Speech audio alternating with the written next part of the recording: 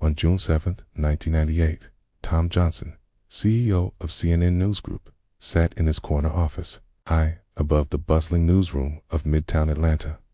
Below him, the atmosphere crackled with urgency. Journalists zipped between desks, and walls of monitors flashed with live updates from around the world.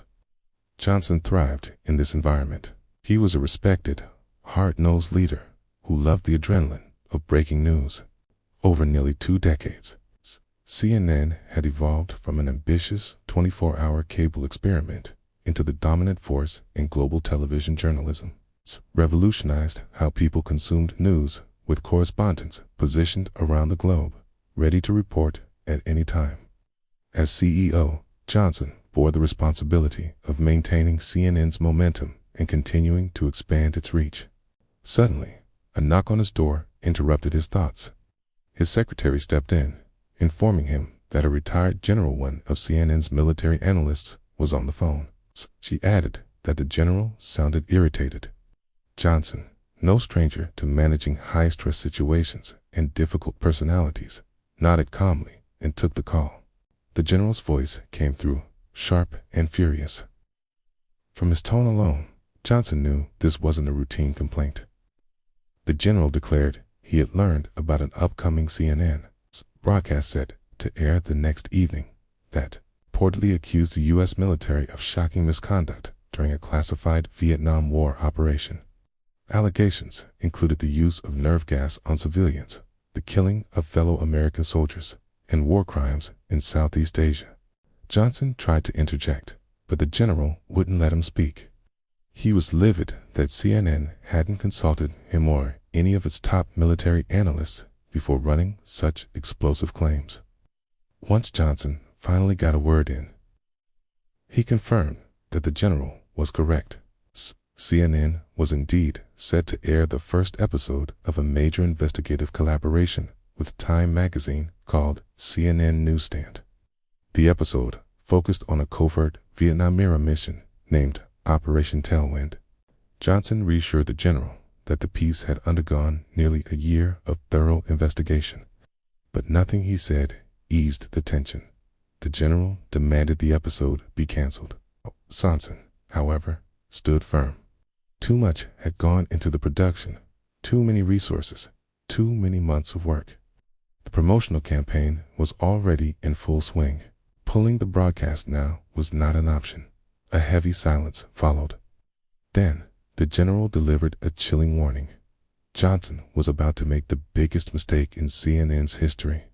Still unwavering, Johnson replied that the story would be a bombshell hung up. He was right, but not in the way he imagined. Picture this. You're a journalist on the verge of revealing a buried truth about a secretive, military operational story hidden for decades. But what if that truth turned out to be nothing like what really happened? In this episode, we dive deep into one of the most sensational media investigations of the late 1990s when CNN, one of America's most trusted news organizations, believed it had uncovered war crimes committed by U.S. forces during the Vietnam War. The stage was a bloody and divisive conflict, one that saw the U.S. and its South Vietnamese allies clash with North Vietnam. Backed by communist powers like China and the Soviet Union, by 1965, U.S. troops were engaged in full combat in Vietnam. But as American casualties mounted, public support began to crack. Anti-war protests surged, especially among the youth facing the draft. Still, instead of de-escalating, U.S. leadership expanded the war. In April 1970, American forces secretly crossed into neighboring Laos and Cambodia. The operation, known as Tailwind, conducted deep in the Laotian jungle, became one of the most classified and controversial missions of the war. Those who carried it out believed they were fulfilling a noble cause. But almost 30 years later, their mission would resurface in a way none of them could have anticipated, casting them not as heroes, but as potential war criminals. At 9 p.m. on June 7, 1998, anticipation ran high in the CNN newsroom. Journalists and producers gathered around bulky TV monitors, about to witness the debut of their new show. CNN newsstand. At the center of it all stood April Oliver, the show's 36-year-old lead producer, eagerly awaiting the segment she had poured her soul into. April had built her career on international reporting, filing stories from South Africa, the Middle East, and Nicaragua. But her real passion had always been investigative journalism. So when she was chosen to lead this ambitious report for CNN's newest flagship program, she felt like she'd finally made it. She and her team had spent 8 exhausting months reporting, interviewing over 200 sources. Now, their 18-minute segment Valley of Death was about to air. Whispers among colleagues suggested this piece could land her major recognition, maybe even a prestigious award. Nervous but proud, April braced herself as the screen lit up. The report opened with dramatic narration. Good evening, and welcome to Worldview. A secret U.S. mission, a secret weapon, and a secret target. Tonight, CNN and Time break the story of Operation Tailwind. Grainy black and white photos filled the screen: military helicopters, armed soldiers, and murals of skulls in war hats. Then came the interviews. Veterans of Operation Tailwind gave chilling accounts. One declared, "Our motto in Special Forces was, kill them all and let God sort them out." Another spoke of nerve gas.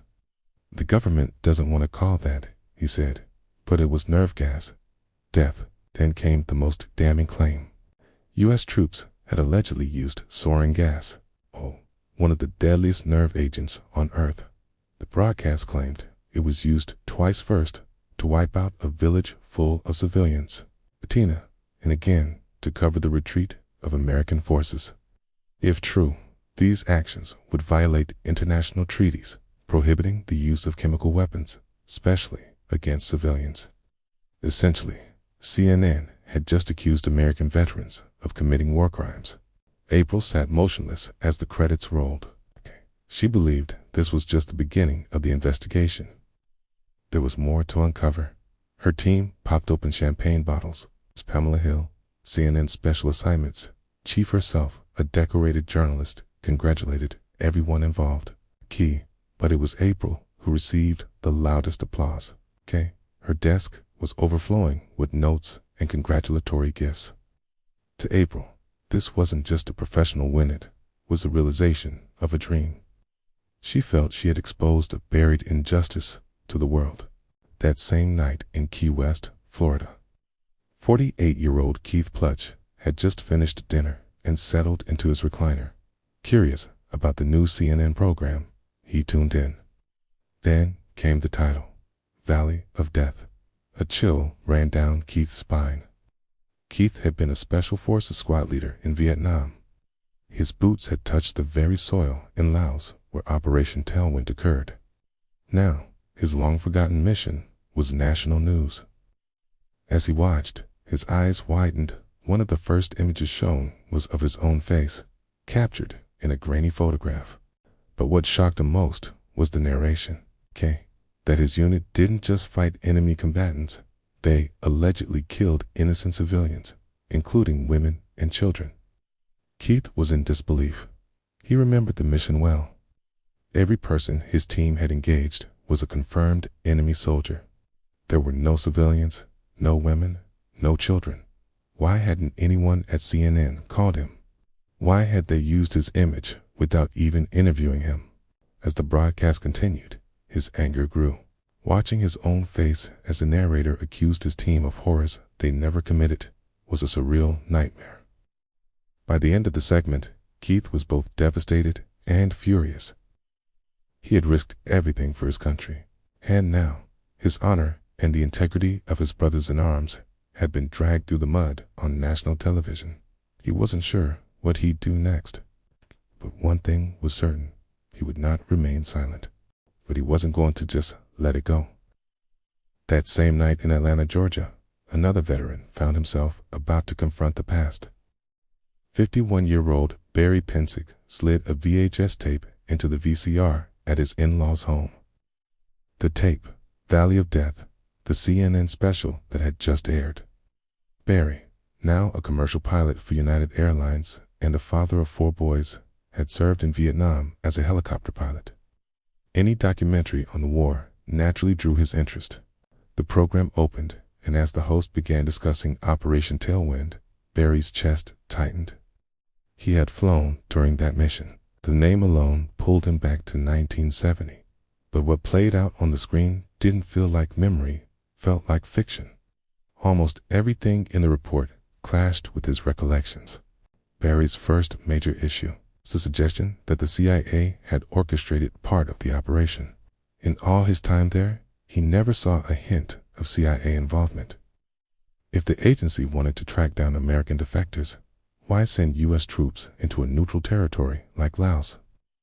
Barry knew the CIA already had thousands of mercenaries embedded in the region. The claim, to him, was absurd. Yet, that wasn't what disturbed him the most. What truly shocked Barry was CNN's assertion that nerve gas, specifically sarin, had been deployed. Sarin is a chemical weapon so deadly it's banned under international law. It suffocates and paralyzes its victims, seeps through clothing, burns the skin, and when inhaled, destroys lung tissue, leading to excruciating death within minutes. But Barry had no memory of sarin being used. What he did remember was CS gas, commonly known as tear gas. It was frequently used in Vietnam and produced harsh but temporary effects, usually lasting no more than half an hour. It wasn't even remotely comparable to sarin. Then came the idea that U.S. forces were targeting and killing American defectors. Barry found that unthinkable. As he drove home, his mind wouldn't stop spinning. He wasn't alone. Veterans like Keith Plutch shared his outrage, and the ripple effect was growing. Viewers who tuned in that night were alarmed, and they refused to stay silent. Monday, June 8th, the morning after the broadcast. April Oliver, one of the lead reporters behind the segment, sat at her newsroom desk, still riding the high of last night's praise. Her phone blinked with messages. Her inbox overflowed with emails. She assumed they were congratulations. The first email was a request for an interview. Her heart jumped, but as she read on, the excitement turned to dread. The message came from a rival news outlet. The journalist wasn't celebrating her story. He was challenging it. His sources were disputing the facts. April wondered if this was sour grapes. Maybe he was just bitter about being scooped. But then, across the room, a news ticker caught her eye. It mentioned Operation Tailwind. She raised the volume. The segment openly questioned CNN's claims. Her heart dropped. Other reporters were looking her way. April tried to stay composed, but her stomach was in knots. And things were only beginning to unravel. Over the next several days, media outlets with deep military connections began pushing back hard. Seasoned defense journalists raised red flags. Veterans groups, former military leaders, even the Department of Defense voiced strong objections. The criticism was swift and relentless. Then came the call from CNN CEO Tom Johnson. He got right to the point. He said Colin Powell, the former chairman of the Joint Chiefs, had called to protest the report's validity. Henry Kissinger, National Security Advisor under Nixon, had also expressed disapproval. Still, April stood her ground. She insisted her sources were rock solid. She told Johnson she was certain of the story's accuracy. When she hung up, she hoped he believed her. Thankfully for April, he did. Tom Johnson and CNN publicly defended the piece. They didn't back down. They doubled down. A follow-up segment expanding on their findings was scheduled for the following week. April and her co-producers also agreed to sit for interviews to explain and defend their investigation. But April was stunned by the backlash. She didn't understand where the story had gone wrong. Barry Pensick and Keith Plutch, however, could tell her exactly why. It was September 11, 1970, another sweltering day at Dacta Base Camp in South Vietnam. 23-year-old Barry Pensick wiped sweat from his brow and slapped away a mosquito. He was far from his hometown of Scranton, Pennsylvania. That day, Barry was gearing up for a classified mission into Laos Operation Tailwind. He'd been briefed only the day before and given the bare minimum details. He was ordered to go sterile. No identification, no dog tags, no family photos. Barry thought it was odd. After all, if something went wrong, it would be obvious who he was. A white man flying a giant green chopper marked with the U.S. Marines. Not exactly covert. The mission's goal: send troops deep into Laos to sabotage the enemy supply chain. Barry would be flying a special ops unit called Hatchet Force, 16 American Green Berets and 120 South Vietnamese mercenaries, the Montagnards. It was the deepest strike behind enemy lines they had attempted. Barry's job was to fly them 60 miles past the border into forbidden territory. He and other pilots would drop them off, then return in a few days to extract them. Their targets were bridge-ski supply links for the North Vietnamese via the Ho Chi Minh Trail. The team would destroy those links and gather intelligence. Barry looked skyward and prayed the weather would hold. The mission had already been delayed by storms. Around noon, the skies cleared just enough. The window was open. The troops loaded into their helicopters. Barry and his gunner flew a smaller craft. Their job was to offer cover for the larger helicopters. The tension was palpable. Only were they headed into enemy terrain, but they were violating a neutral country's airspace. As they flew past breathtaking waterfalls and lush canopies, Barry almost forgot where they were. But when they neared the landing zone, the sound of gunfire brought him back to reality. The enemy was waiting. The North Vietnamese were in Laos and they had spotted the convoy.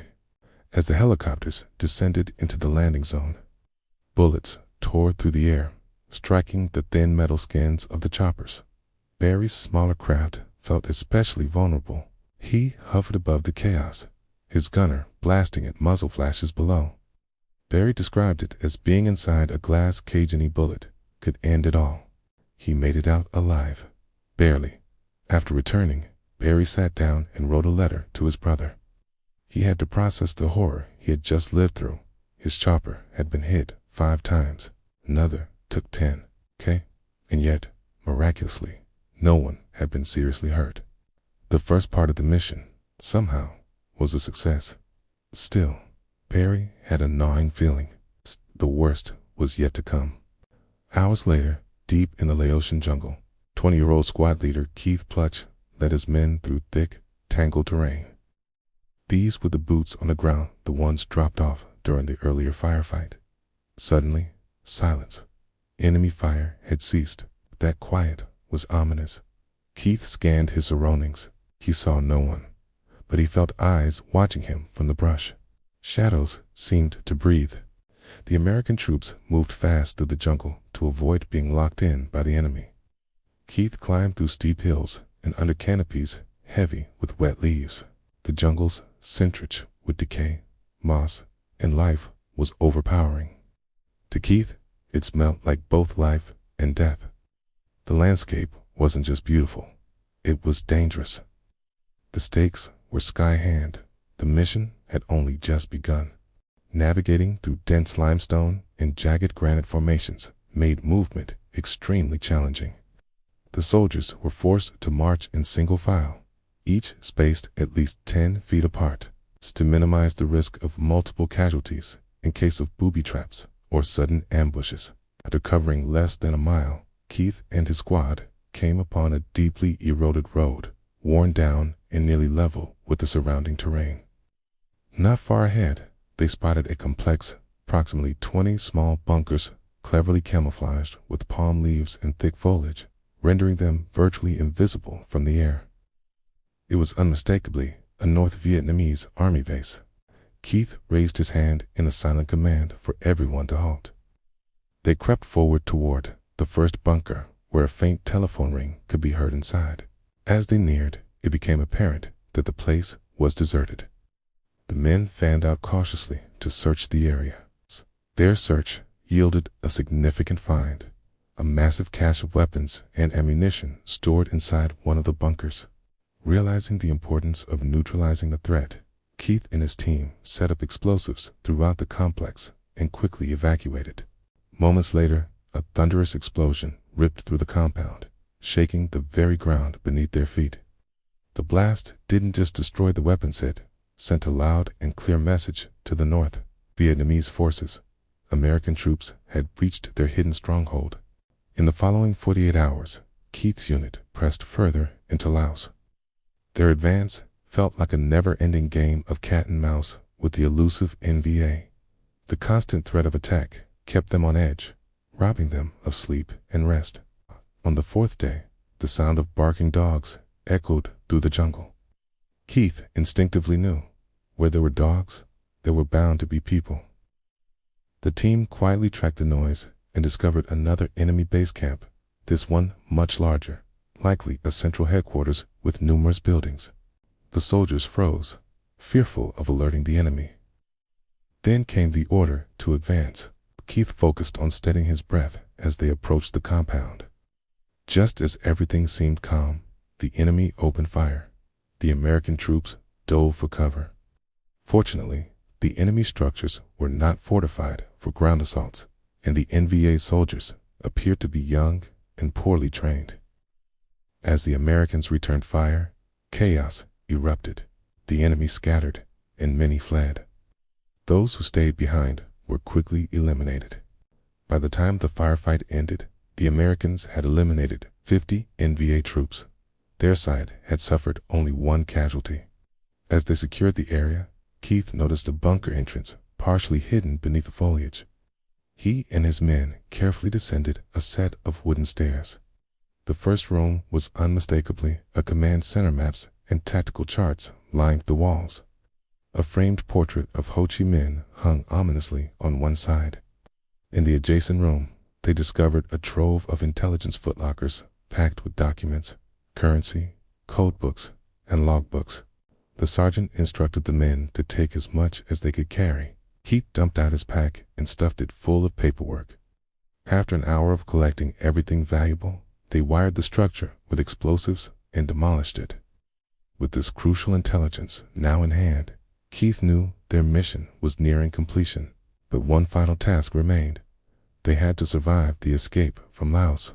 Back at the base in Genève, Vietnam, that very day, pilot Barry Penzie and his fellow airmen were urgently summoned to the briefing room. The commanding officer delivered grim news. The Hatchet Force had been surrounded.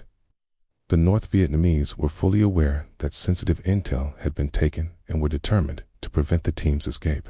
To make matters worse, Keith's squad was running dangerously low on ammunition, food, and energy. They were drinking murky swamp water, purified only with iodine tablets. Dense fog threatened to complicate any rescue attempt. But one pilot spoke up. If we don't get them out now, we won't get them out at all. The rest of the pilots agreed, but they also needed a plan to reduce risk. One of them proposed launching canisters of CS gassing to enemy territory. CS gas, a non-lethal chemical agent, caused extreme discomfort.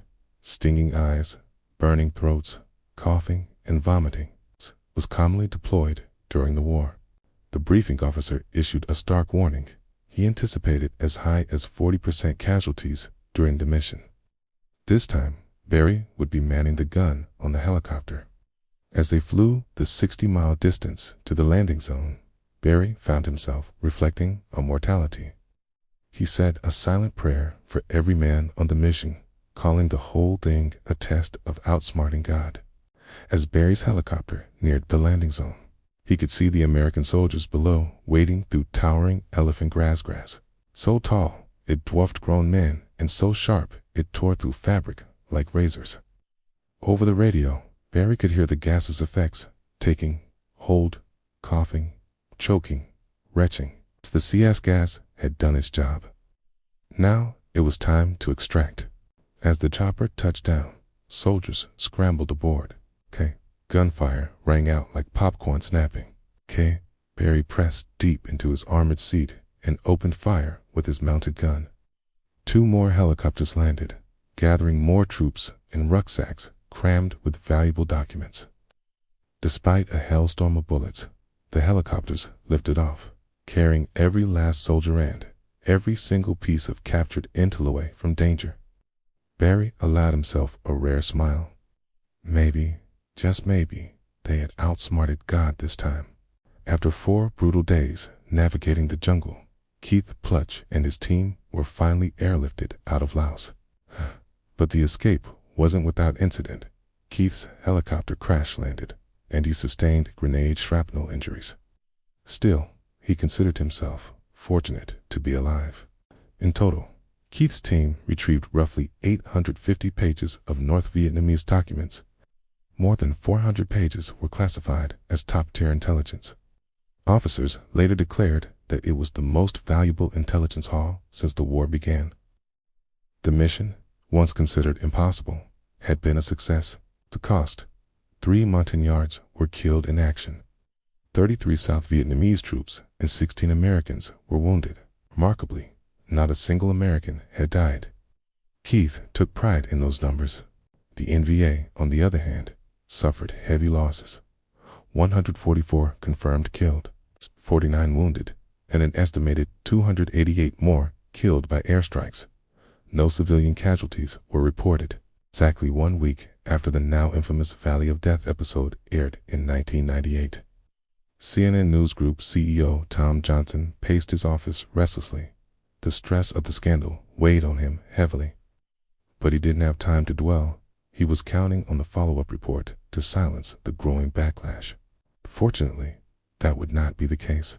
CNN was engulfed by a tidal wave of criticism. Competing networks presented credible evidence suggesting the sensational claims made in both the original segment and its update were not only exaggerated, but likely false. For Johnson, this wasn't just an oversight, it felt like a total journalistic collapse. Then came another blow. On December 26th, TV Guide released part 1 of a 4-part on Operation Tailwind, the longest series in the magazine's history. The in-depth investigation shredded CNN's credibility. Each issue was more damning than the last. The series claimed that staff at Newsstand were under immense pressure to deliver a groundbreaking premiere. It also alleged that CNN was desperate to salvage its failing Sunday night ratings. Though disheartened, Conson couldn't deny the implication. His network had compromised its journalistic integrity for ratings. It was true that CNN was losing ground. Meanwhile, MSNBC, CNBC, and Fox News were rapidly growing their audiences. Johnson refused to believe that sacrificing ethical reporting for numbers was acceptable. Time was running out. Determined to salvage what he could, Johnson summoned Pamela Hill, April Oliver, and the Newsstand team. He instructed them to cease defending Valley of Death in public. Then he picked up the phone and called renowned First Amendment attorney Floyd Abrams. By the time he ended the call, Johnson had appointed Abrams to lead CNN's internal investigation into what had gone so terribly wrong. Back at work, Tom Johnson reflected on his journey since joining CNN in 1990. Ted Turner, the network's founder, had personally asked him to become president. Since then, Johnson had overseen CNN's coverage of the Persian Gulf War and had even been present when Mikhail Gorbachev signed his resignation letter in 1991. But now, the Valley of Death report threatened to become the defining and possibly most damaging moment of his entire career. 2 weeks later, on July 2nd, attorney Floyd Abrams returned to Johnson's office with the results of the internal review. Johnson could immediately tell from Abrams's expression that the outcome was grim. The veteran attorney laid out the findings in careful, deliberate detail. Abrams's team had closely examined the sources cited in the broadcast, spoken with both current and former government and military officials, and reviewed all published criticisms of the story. The broadcast's core allegation that U.S. forces used nerve gas during Operation Tailwind to kill American defectors could not be supported. In fact, investigators couldn't even confirm that American defectors had been in the area during the operation in Laos. CNN would have to retract the story and issue a formal apology. As Johnson flipped through the lengthy report, he was consumed by regret. He should have heeded the military analyst's original warning not to air Valley of Death less than a month after its premiere. A story initially pitched as a landmark investigation, CNN issued a 54-page retraction, trying to preserve its integrity and end the growing PR catastrophe. Despite the investigation's findings, Johnson still struggled to understand how such flawed information had made it to air. But deep down, he knew. The entire team had been under immense pressure to turn their new program into a ratings powerhouse, something that could compete with ABC's Primetime Live, CBS's 60 Minutes, and NBC's Dateline. At the center of it all was lead producer April Oliver, a relentless overachiever who was determined to deliver a groundbreaking story. However, April had little experience in reporting on military issues. Still, she tackled Valley of Death, a story with massive implications, effectively accusing the U.S. military of committing war crimes. It also became clear that April may have demonstrated confirmation bias, interpreting information in a way that reinforced her existing beliefs. Many of the sources she put on camera were deeply questionable. One was 86 years old and living in assisted care. Another had a known reputation for distorting facts.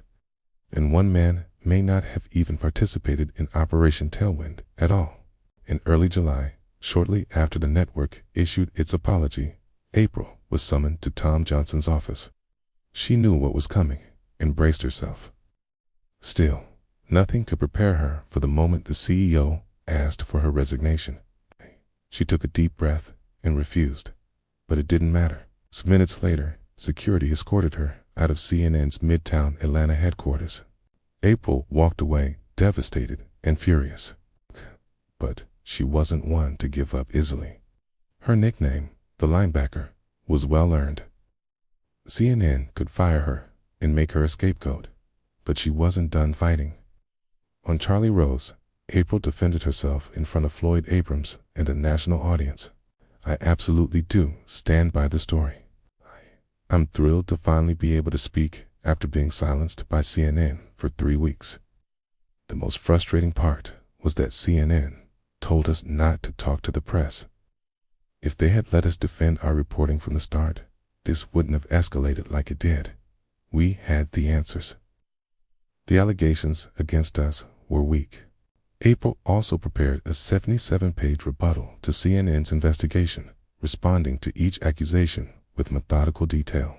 She claimed that Tom Johnson and another CNN executive were pressured by political heavyweights, like Henry Kissinger and Colin Powell, to pull the story. CNN's leadership feared that standing by the report could lead to a boycott from veterans organizations. To April, this was undeniable proof that CNN had caved under political pressure. Determined to clear her name, April hired an independent investigator, a military veteran who spent 6 months reviewing the case. His findings, April's reporting, was supported. In 1999, she sued CNN for wrongful termination, claiming she had been fired not for journalistic failure, but because of political and PR concerns.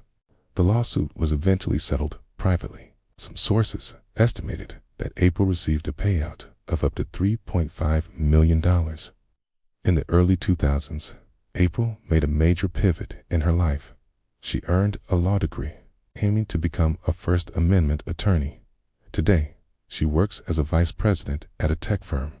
But her belief in the truthfulness of her original story has never wavered. The consequences of Valley of Death rippled on for years. Today, it's considered a defining case study in journalism, ethics, and is taught in university classrooms. The story also sparked additional legal battles. Army veteran Keith Plummer sued CNN for defamation, but the case was dismissed.